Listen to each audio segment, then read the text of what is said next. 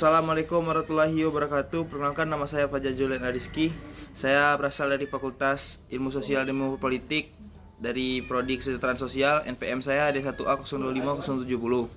Di sini saya akan membuat tugas video dari Pak Noirmanza, yaitu tugas bahasa Indonesia tentang materi pertama sampai materi ketujuh. Kita lanjut ke materi pertama ya. Di pertemuan pertama kita akan membahas tentang hakikat dan perkembangan bahasa Indonesia. Bahasa Indonesia adalah bahasa resmi dan bahasa persatuan bangsa Indonesia. Bahasa Indonesia diresmikan sebagai bahasa nasional setelah proklamasi kemerdekaan Indonesia pada tanggal 18 Agustus 1945. Bahasa Indonesia berfungsi sebagai bahasa komunikasi kedua bagi sebagian warga negara Indonesia, karena sebagian besar warga Indonesia menggunakan salah satu dari 748 bahasa daerah yang ada di Indonesia sebagai bahasa ibu. Teman-teman, di sini ada juga kedudukan dan fungsi bahasa Indonesia. Yang pertama, kedudukan bahasa Indonesia sebagai bahasa nasional memiliki fungsi yaitu sebagai lambang kebanggaan kebangsaan, sebagai lambang identitas nasional, sebagai alat penghubung antar warga, sebagai alat pengembangan kebudayaan. Nah teman-teman, kedua yaitu ada kedudukan bahasa Indonesia sebagai bahasa negara memiliki fungsi di antaranya bahasa resmi kenegaraan, bahasa pengantar dan dalam pendidikan, alat penghubung pada tingkat nasional, dan alat pengembangan kebudayaan. Nah teman-teman, ada juga Undang-Undang Republik Indonesia Nomor 24 Tahun 2009 tentang bendera, bahasa, dan lambang negara, serta lagu kebangsaan. Pasal 1 ayat 2 menyebutkan bahasa negara kesatuan Republik Indonesia yang selanjutnya disebut bahasa Indonesia adalah bahasa resmi nasional yang digunakan di seluruh wilayah negara kesatuan Republik Indonesia. Ada juga pasal 25 bahasa Indonesia yang dinyatakan sebagai bahasa resmi negara dalam pasal 36 Undang-Undang Dasar Negara Kesatuan Republik Indonesia tahun 1945 bersumber dari bahasa yang dikerahkan dalam Sumpah Pemuda tanggal 28 Oktober 1928 sebagai bahasa persatuan yang dikembangkan sesuai dengan dinamika peradaban bangsa. Bahasa Indonesia sebagaimana dimaksud pada ayat 1 berfungsi sebagai jati diri bangsa, kebangsaan nasional, sarana pemersatu berbagai suku bangsa, serta sarana komunikasi antar daerah dan antar budaya daerah. Teman-teman, di sini ada perkembangan bahasa Indonesia. Sebelum Indonesia merdeka, pada abad ke-7 Masehi, bahasa Melayu dipakai sebagai bahasa kenegaraan Kerajaan Sriwijaya. Buktinya ada prestasi di kedudukan Bukit Brangka tahun 683 Masehi, Talang Tuo Barangka tahun 684 Masehi, Kota Kapur Barangka tahun 686 Masehi, dan Kurang Brahi Barangka tahun 688 Masehi.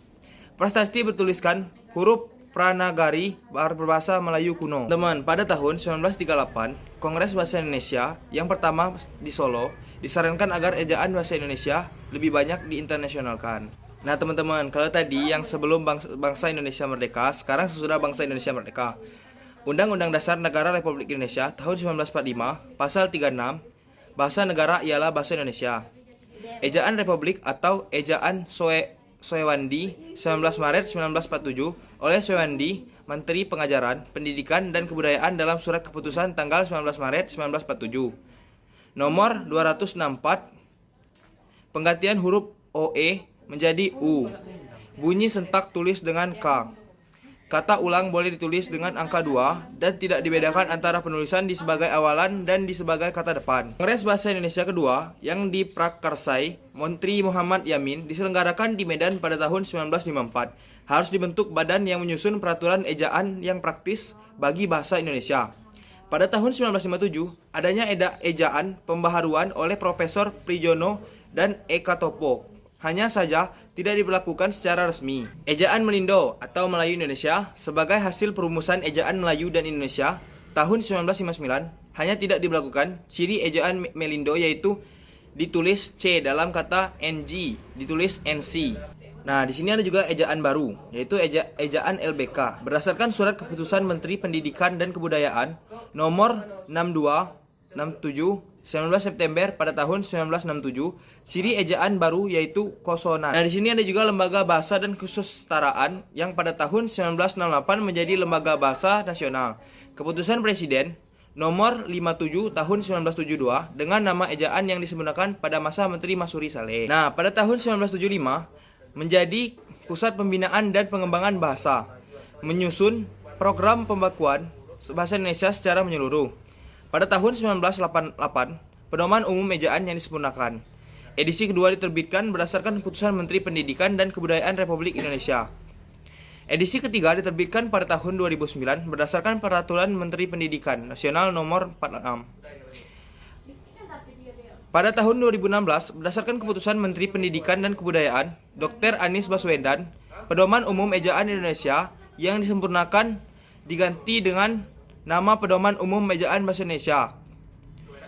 Tahun 2021, berdasarkan keputusan Kepala Badan Pengembangan dan Pembinaan Bahasa Kementerian Pendidikan, Kebudayaan, Riset dan Teknologi Republik Indonesia Nomor 321 tentang Pedoman Umum Ejaan Bahasa Indonesia berkaitan aturan pemakaian huruf, penulisan, kata pemakaian, dan tanda baca. Tahun 2022, berdasarkan keputusan Kepala Badan Pengembangan dan Pembinaan Bahasa Kementerian Pendidikan, Kebudayaan, Riset dan Teknologi Republik Indonesia Nomor 321 tentang ejaan bahasa Indonesia yang disempurnakan berkaitan aturan. Nah, kita lanjut ke materi yang kedua ya, teman-teman, yaitu tentang sikap berbahasa Indonesia. Yang pertama, saya akan menjelaskan pengertian sikap bahasa. Sikap bahasa yaitu posisi mental atau perasaan terhadap bahasa sendiri atau bahasa orang lain. Sikap bahasa adalah peristiwa kejiwaan dan merupakan bagian dari sikap atau attitude pada umumnya. Sikap bahasa dari seorang pemakai bahasa atau masyarakat bahasa baik yang Nah, di sini saya akan menyimpulkan tentang sikap bahasa tadi. Sikap bahasa yaitu peristiwa perasaan atau kejiwaan seorang terhadap bahasa sendiri atau bahasa orang lain dalam wujud bangsa, mengejek, menolak, atau menerima bahasa tertentu. Nah, terus teman-teman, ada ciri sikap bahasa menurut Garvin dan Mathiot pada tahun 1968. Yang pertama ada kesetiaan bahasa. Yang kedua ada kebanggaan bahasa. Yang ketiga ada kesadaran adanya norma bahasa. Nah, di sini ada juga komponen sikap bahasa. Menurut Lambert 1967, komponen kognitif berhubungan dengan pengetahuan alam sekitar. Yang kedua, ada komponen afektif menyangkut masalah penilaian baik, suka atau tidak suka terhadap suatu kejadian. Nah, di sini ada komponen sikap bahasa menurut Lambert 1967. Yang pertama ada komponen kognitif berhubungan dengan pengetahuan mengenai alam sekitar. Yang kedua ada komponen afektif menyangkut masalah penilaian baik, suka atau tidak suka terhadap suatu atau keadaan. Yang ketiga ada komponen konatif menyangkut perilaku atau perbuatan sebagai putusan akhir kesiapan reaktif terhadap suatu keadaan. Nah, selanjutnya ada jenis sikap bahasa. Sikap kebahasaan seperti menggunakan eit, kata baku, kalimat efektif, dan aturan paragraf bahasa Indonesia. Sikap non-kebahasaan seperti sikap politik, sikap sosial, sikap estetis, dan sikap keagamaan. Nah, di sini ada juga sikap terhadap bahasa Indonesia. Sikap terhadap bahasa Indonesia adalah anggapan atau pandangan seorang terhadap bahasa Indonesia, apakah senang atau tidak terhadap bahasa tersebut. Yang pertama, sikap positif. Selalu berhati-hati menggunakan bahasa tersebut, tidak merasa senang melihat orang lain memakai bahasanya secara serampangan. Yang kedua, ada sikap negatif. Sikap negatif bangga memperlihatkan kemahirannya berbahasa Inggris meskipun penguasaan bahasa Indonesianya masih kurang. Nah, teman-teman, kita lanjut ke pertemuan yang ketiga, yaitu tentang bentuk tulisan secara umum. Yang pertama adalah prosa fiksi. Contoh, novel, cerpen, dongeng, legenda, fabel, mitos, dan lain-lain. Prosa non-fiksi, tulisan akademik, karya tulis ilmiah. Yang pertama itu hasil kajian pustaka. Yang kedua hasil dari proses penelitian. Nah, teman-teman, yang kedua yaitu ada puisi. Yang pertama ada puisi lama seperti mantra, pantun, karbina, seloka, gurindam, syair, dan talibun. Nah, yang kedua ada puisi baru seperti balada, himne, ode, epigram, romansa, elegi, dan satire. Nah, yang ketiga teman-teman ada drama. Contohnya tragedi, komedi, opera, melodrama. Nah, teman-teman, yang itu kita masuk yang ketiga, yaitu drama. Drama contohnya tragedi, komedi, opera, melodrama, farse, tablo, dan sendratari. Nah, teman-teman, di sini saya akan menjelaskan pengertian tulisan akademik. Jenis tulisan yang mengkaji suatu permasalahan yang dilakukan melalui proses penelitian atau proses kajian pustaka dengan menggunakan bahasa baku dan metode ilmiah atau saintifik yang dapat diterima dan digunakan dalam lingkungan akademik. Nah, yang kedua yaitu bentuk tulisan ilmiah. Yang pertama, hasil kajian pustaka. Contohnya seperti makalah, artikel ilmiah populer, berita, biografi, buku, teks, dan buku ajar. Yang kedua, ada hasil dari profesor penelitian. Contohnya, laporan hasil penelitian, skripsi, tesis, disertasi, dan artikel jurnal. Nah, kita masuk ke materi pertemuan keempat, yaitu tentang menjelajahi dunia pustaka dari berbagai sumber referensi digital. Nah, teman-teman, di sini ada beberapa sumber dunia pustaka dari berbagai sumber referensi digital, yaitu seperti PDF Drive, Mendeley, Library Genesis, Google Trends, OpenNow Google Maps, Viewers. Nah, teman-teman, kita masuk ke pertemuan kelima, yaitu tentang hakikat presentasi ilmiah. Jadi, teman-teman, di sini saya akan menjelaskan apa itu hakikat presentasi ilmiah. Yang pertama, presentasi ilmiah merupakan keterampilan berbicara atau komunikasi secara lisan di depan umum untuk menyampaikan gagasan atau pendapat dari hasil temuan penelitian, pemikiran, kritis, atau informasi dalam dunia akademik dan pendidikan untuk mengubah perilaku individu. Yang kedua, berdasarkan pengertian dari atas, terdapat 3 komponen dasar dari sebuah komunikasi, yakni pemberi pesan, komunikator, media yang digunakan, dan penerima pesan atau audiens. Nah, yang ketiga ada presentasi yang hebat terjadi apabila audiens memahami yang disampaikan oleh komunikator melalui pemilihan media yang tepat sehingga audiens terinspirasi untuk menentukan atau memilih langkah lebih baik. Nah, yang keempat adalah presentasi yang luar biasa terjadi apabila audiens dapat mengubah keyakinan atas pengaruh komunikator melalui media yang ditampilkan.